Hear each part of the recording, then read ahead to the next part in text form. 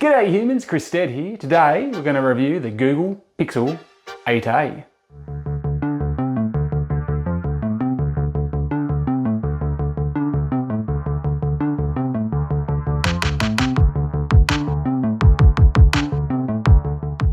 Now this is the mid-generation iteration from Google and its Pixel range. This has become kind of a common theme we've seen over the last couple of years. The A series coming out mid-generation. It's kind of a design to get users into that Pixel experience but at a more affordable price. And it makes sense, right? There's been a 7-month gap between the release of this and the Pixel 8 and Pixel 8 Pro. And that's a lot of time for components to become a bit cheaper. And you massage a few other bits and pieces and Bob's your uncle, you've got a price drop. Now the price drop here in Australia equates to $350, so it's pretty significant. So does that make this phone good bang for buck? Let's dive in and find out.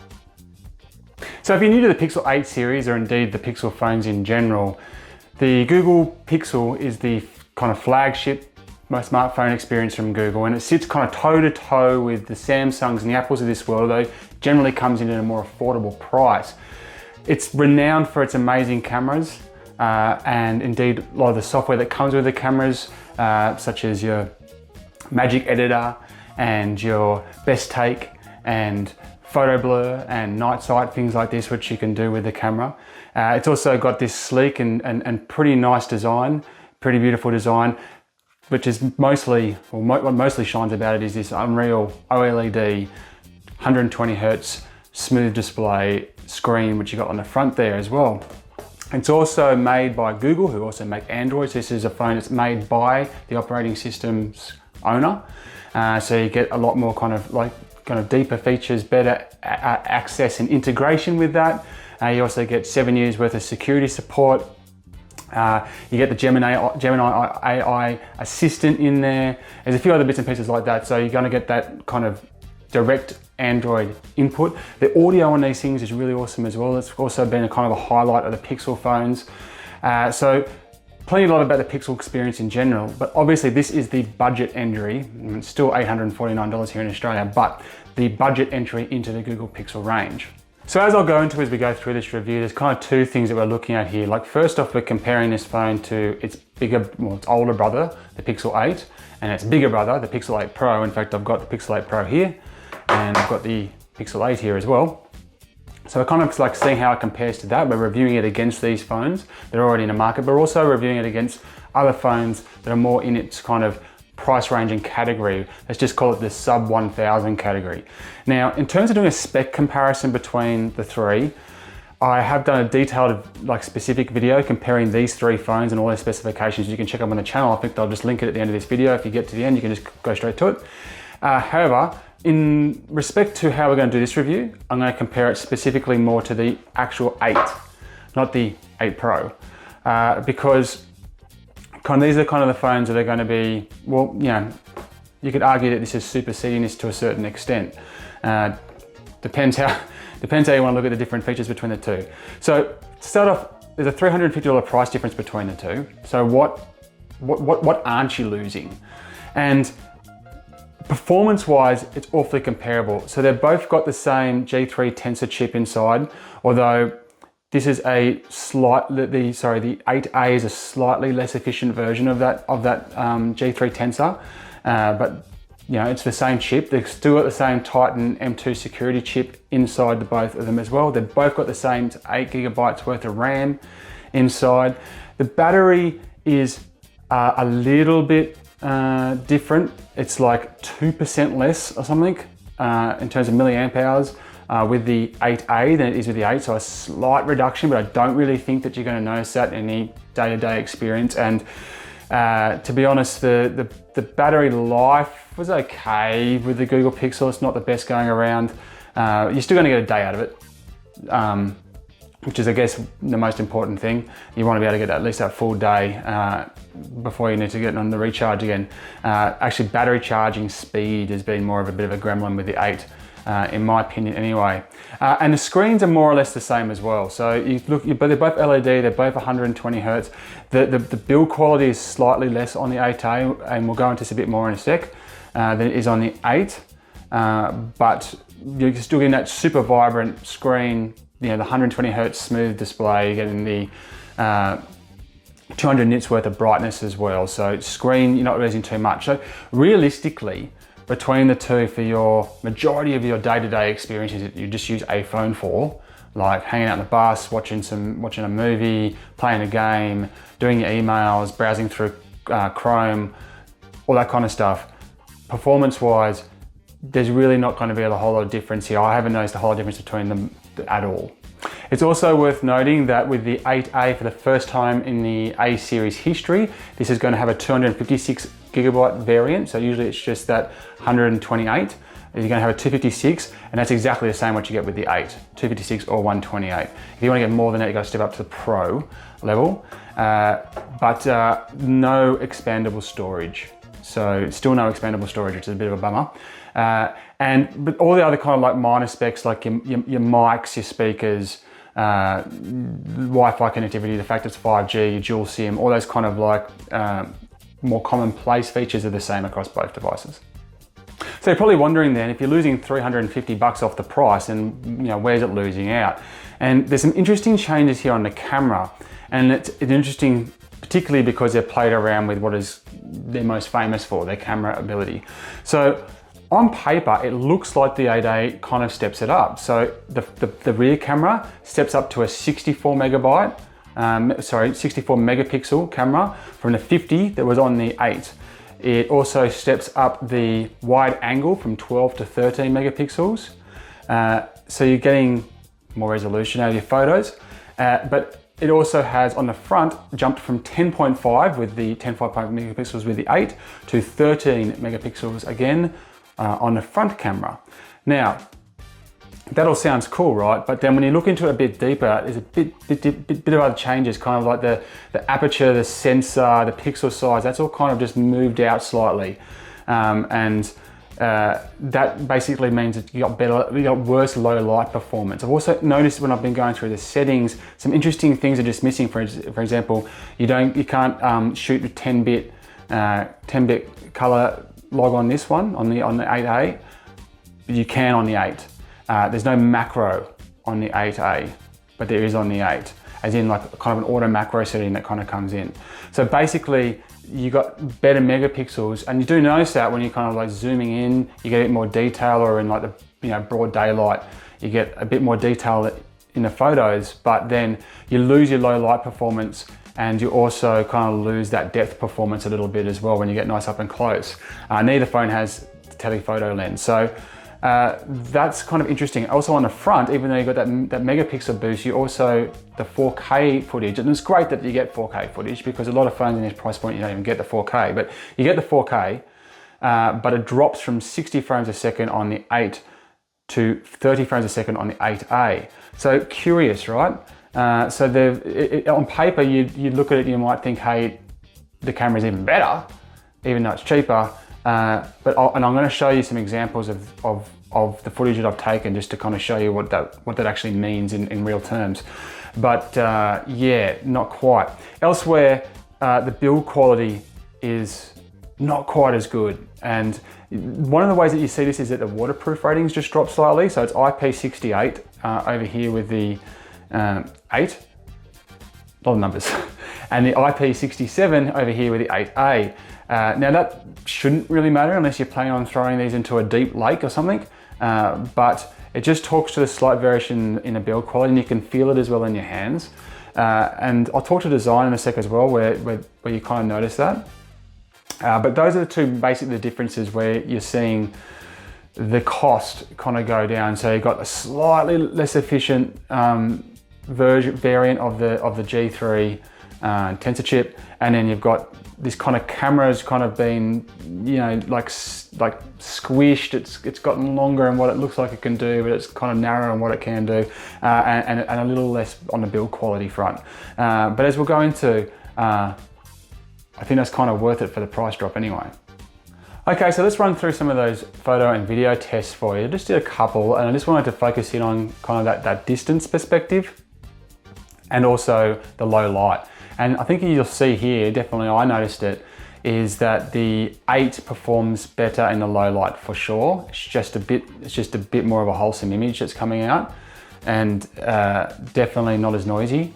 And I also noticed that with the still shots with the night sight on.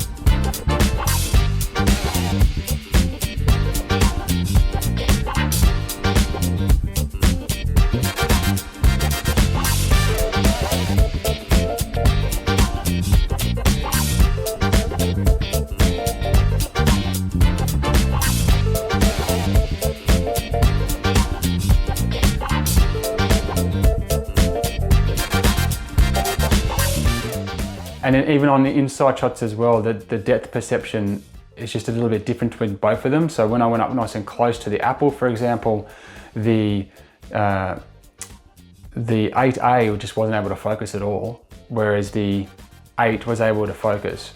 But then when I pulled back a little bit, it was the 8 that was actually kind of struggling with the depth. So there's a little, it's a little bit whack there. So it's not quite great either way, I guess you could say, but definitely those kind of like little things that we saw with the changes to the camera are most evident in those low light situations. It doesn't rule it out. We're not saying, I'm not here saying that it's a terrible camera that you shouldn't, you know. It's just, that's what, when you're looking at $350 price difference, that's one of the places where you really obviously see it. And but you know, when you're looking at sub 1,000 phones, it's still doing pretty well.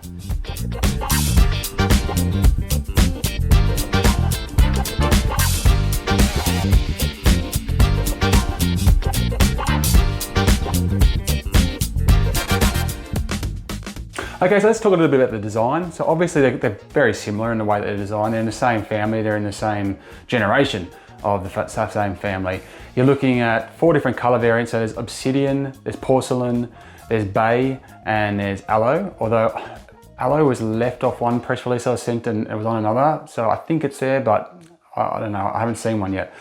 Now, the color, this actually looks really lovely. I really like this white color, but the reality is you're going to want to put a case on these things. They're really slippery phones. And that's something I've noticed holding them both, or holding the Googles, but the Google 8A in particular feels slippery again, but maybe that's just because it's new. It's got a little bit of, I don't know, like industrial powder on it or something. But elsewhere, it's a tiny bit taller. If you can see that, a tiny bit taller, but a tiny bit thinner, like wider. And it's also kind of lost a little bit of weight. So not too much. If you put it down side by side, you can just see the little dip here. Well, I don't know if you can see the little dip here, but there is a little dip here. Interestingly, you'll also see the black kind of around the edges is more on the 8A than it is on the 8. It's this little like kind of black border. It's not edge to edge by any means. So that's very interesting. And then they talked a little bit when they were briefing me on this phone about the bezel being different, and you can definitely feel it, but it's not, in general, I don't think the Pixel is a particularly elegant phone. It's a bit boxy. It's kind of like a Volvo. It might be an unfair analogy. But in particular, it's even more boxy now with the 8A than it was with the 8. Like, just not, this one feels nice and a bit rounded on the corner, where this one is a bit sharper. So just a little bit more boxy. It's a little bit kind of weirder to hold. Again, you put it in a case, it's less of an issue, but this is just a Google thing for me. Also, the way that the camera bar kind of sticks out here is a bit awkward on this phone compared to some of the others. It's actually, when you get to the cases, it's actually in the case as well. But I've noticed with the design here, I don't know if you can see the difference there, but this is the Pixel 8 case, and this is the Pixel 8A case. So they're both the Google cases that came with it. But you can see here, a much bigger bulge, and this one's a little bit more slim. So they have worked on it. They have managed to kind of get that bar just kind of a little bit back. And that bar, if it's not in the case, does catch on your shorts or whatever you're pulling out of your pocket, your handbag. But it's definitely a little bit better with the 8A, the protrusion anyway. Also kind of interesting is that the color, when you're looking at the phone and you've got all these things exactly the same across all 3 phones, The Pro model it's got a much deeper blacks, and it's a lot crisper, and it's kind of got a bit more bluish light to it, a lighter, lower Kelvin, lower K to the lights. But when you move across to the 8, that kind of becomes like a browner color, almost like it's a sepia style color. And then when you move again to the 8A, it becomes even browner again. And it's interesting, and I didn't really even pick up to it because I've been using the 8 Pro, my wife's been using the 8. And it wasn't until I just was kind of doing this review and starting to look between them that I started to go, oh wow, there's a real significant difference there in the colors between the backs. And so you might not notice it unless you've actually had to experience both. When you go into the apps, it always appears, it just looks like the app, it looks fine. But when you're in the actual phone experience and on the dashboard or in the settings or in any of the Google apps, like Chrome for example, that instead of having like a black at the back of your dark mode, it's a brown. It's a bit weird. And when you're on the light mode, the white's kind of same. And that's nothing to do with like the night light or anything like that. I've made sure every single setting was the same and tested. So that's just intriguing. That's not a pro or a con. I don't know what it is. It's just an observation. So at the top of this review, I kind of spoke about how you kind of look at this phone in 2 different lights, really, as a comparison against the Google Pixel 8, which is already out in the marketplace, but costs $350 more, recommended retail price anyway. And also to other phones in that sub 1,000 category, probably more specifically between 500 and 1,000, as are Australian prices, by the way. So when I look at it compared to the Pixel, there's it goes toe to toe pretty well, realistically. I can see why it's cheaper, because that build quality and the camera low light, a few little bits and pieces here and there, where you're just kind of like, oh, okay, so it's not quite up to that standard, but I think that the difference between the 2 phones isn't as significant as $350. So that's something definitely to take into account. I'm more disappointed that there's some things that they really could have potentially rectified, like autofocus in selfie mode. That would have been a great thing to include. A charger in the box, like yes, you get the USB-C cable, but we don't get power points anymore. That's something that I'd like to see start to get addressed a bit, because I've got so many, maybe it's just because I get so many tech devices as part of my job, but far out, I've got so many cables and nowhere to plug them into. And elsewhere, the fast charging, it would have been nicer if it just charged a bit faster. So there's some places where I would have liked to have seen maybe the 8A be better, even if that meant maybe just a $300 price drop or something like that. But those are some things that really would have made a big difference for me, while keeping that big price point difference. When we compare it to other phones that are in this price point, it really competes pretty well. Like if you look at like the Samsung Galaxy A35, for example, or the iPhone Apple SE, stuff like that.